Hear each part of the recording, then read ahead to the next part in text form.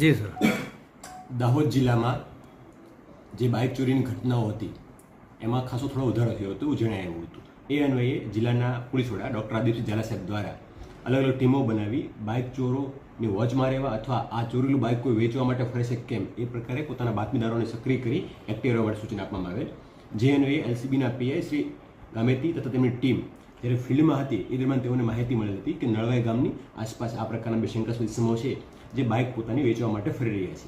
જે અન્વયે ટીમ દ્વારા ત્યાં જઈ એમને કોર્ડન કરવાનો પ્રયત્ન કરતા એક બાઇક ચાલક ભાગવા લાગે, જેથી તેમને પણ પીછો કરી પકડી દે અને એમની ઘનિષ્ઠ પૂછપરછ કરતા એમની પાસેથી કોઈ આરટીઓ કાગળો, આરસી બુક કે અન્ય કોઈ ઓથેન્ટિક પુરાવા મળી આવેલ નહીં.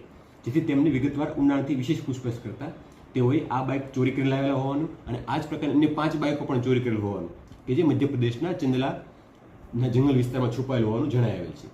જેથી ગાંગડીથી ચંદલા તરફ જવાના રસ્તા ઉપર ટીમને મોકલી